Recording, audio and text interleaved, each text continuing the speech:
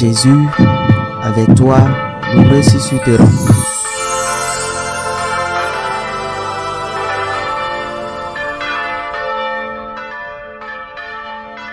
En ce temps-là, Marie-Madeleine se tenait près du tombeau, au dehors, tout en pleurant.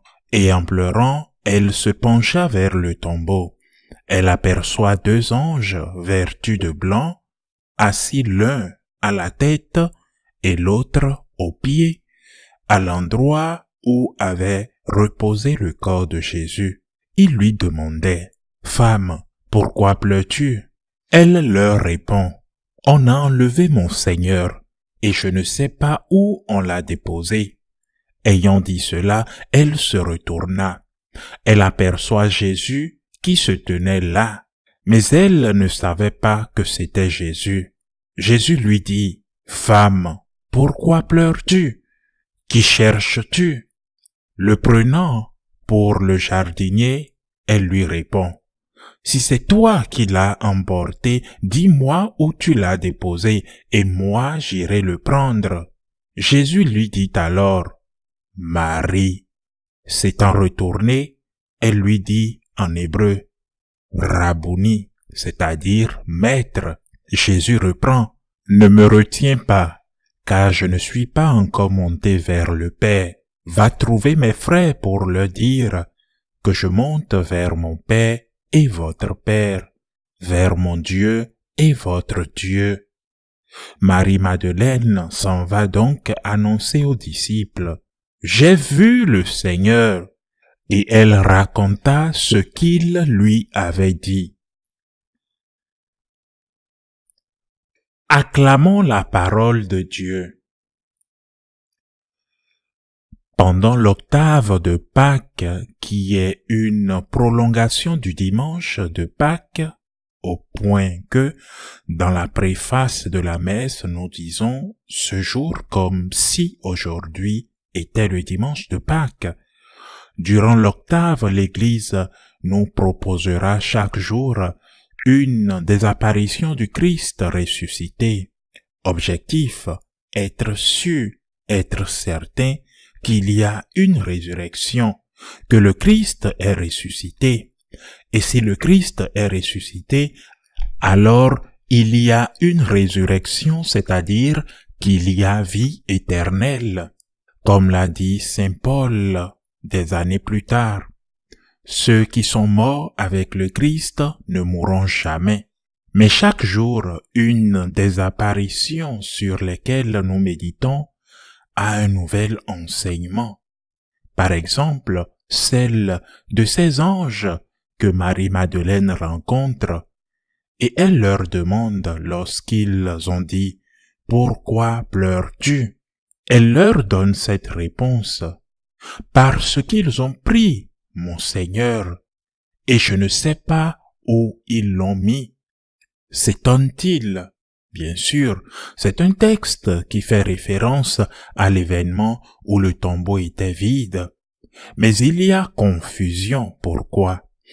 D'abord parce que Marie-Madeleine, qui aimait Jésus comme Jean, comme les autres femmes qui étaient au pied de la croix et qui l'ont ensuite enseveli, et aussi comme les apôtres malgré leur lâcheté, Marie-Madeleine n'était pas croyante. Le coup de la mort le voit crucifié, avec en plus la parole que les Juifs méditaient et croyaient. Maudit soit l'homme qui est pendu à la croix. Mourir sur la croix était un signe de la malédiction de Dieu. Cela a complètement brisé toute foi qu'ils auraient pu avoir dans la messianité de Jésus. Je ne sais pas si c'était dans la divinité du Christ. Marie n'était pas croyante, elle aimait Jésus, mais elle n'était pas croyante. Et c'est pourquoi le tombeau vide n'était pas un signe de résurrection pour elle. Le tombeau vide était le même pour elle que pour les autres, la preuve que quelqu'un avait ouvert le tombeau et emporté le corps du Christ. Elle pleurait parce que la dernière chose qui lui restait du Christ, son corps, avait disparu. Elle n'était pas croyante. Cette situation est très courante aujourd'hui dans l'Église. Il y a beaucoup de catholiques croyants qui, cependant, n'ont pas la foi qu'ils devraient avoir ou que nous devrions avoir, la vraie foi. Je veux dire que face à la confusion et en restant dans ce contexte, par exemple, nous ne savons pas où ils ont mis le corps du Christ. Un prêtre vous dit une chose, un autre vous dit autre. Quelqu'un vous dit que ce qui devrait être péché n'est pas péché. Un autre vous dit que ce n'en est pas un. Un autre vous dit encore que vous devrez être fidèle. Et un autre vous dit que vous devez être moderne. Perplexité, confusion. De nombreux cardinaux et évêques l'ont dit à maintes reprises. C'est un temps de confusion. Ils ont pris mon Seigneur et nous ne savons pas où ils l'ont mis. Nous ne savons pas quelle est la vérité, où est le Christ. Nous ne savons pas où se trouve un terrain solide sur lequel nous appuyer. Ils disent des choses que nous considérions jusqu'à présent comme pécheresses et qui sont maintenant présentées comme normales, voire bonnes. Ils ont enlevé le Seigneur et nous ne savons pas où ils l'ont mis. Mais je le répète, cette phrase est prononcée par une femme qui aimait Jésus, mais qui n'avait pas la foi. Que dit une personne qui aime Jésus et qui a la foi? Ce que vous avez à dire, ce que nous avons à dire, ce que j'essaie de dire chaque jour. Seigneur, j'ai confiance en toi. C'est une période de confusion qui me fait mal et qui fait mal à beaucoup d'autres, c'est vrai. Mais si j'ai la foi, je ne peux pas douter de la résurrection du Christ. Si j'ai la foi, je ne peux pas douter que le samedi saint passe et que Pâques vient. Si j'ai la foi, je ne peux pas douter que tout est entre les mains de Dieu et que cette souffrance, cette inquiétude, cette peur, cet égarement, cette confusion qui me déchire, qui m'affaiblit, sont aussi permis ou désirés par Dieu. Si j'ai la foi face à ce sentiment qu'ils ont pris le Seigneur et que nous ne savons pas où ils l'ont mis, je dois dire: je crois en toi, Seigneur. Je crois que tu es Dieu, que rien n'échappe à ta divine providence. Seigneur, je crois en toi. J'ai confiance en toi. En dehors de cela, il n'y a pas de vraie foi. Une foi intellectuelle qui s'intéresse au dogme ou à la morale, mais qui ne pénètre pas profondément pour devenir confiance, qui est l'aspect spirituel de la foi, car une foi intellectuelle n'est pas une foi complète. Cette foi qui nous conduit à proclamer les enseignements de l'Évangile et de la tradition, cette foi qui aujourd'hui semble vide, doit être soutenue par la foi spirituelle. Moi, Seigneur, j'ai confiance en toi. Moi, Seigneur, je m'abandonne en toi. Moi, Seigneur, je crois en ta divine providence, et je crois que tu es le Dieu, le Seigneur, le Maître de l'histoire. Une dernière chose à propos de cet évangile. Jésus apparaît à Marie-Madeleine. Pourquoi pleures-tu? Il lui dit, qui cherches-tu? Et elle ne le reconnaît pas. Elle pense que c'est le jardinier et dit, si c'est toi qui l'as pris, dis-moi où tu l'as mis. Comment ne pourrait-elle pas le reconnaître? Si seulement 3 ou 4 jours se sont écoulés depuis la mort du Christ, il devait être gravement défiguré lorsqu'il a été enseveli. Mais c'est elle qui a enseveli le Christ. Alors pourquoi n'a-t-elle pas reconnu le Christ? Tout simplement parce que c'est le Christ ressuscité, c'est-à-dire la chair glorieuse. La chair, en fait, elle embrasse ses pieds.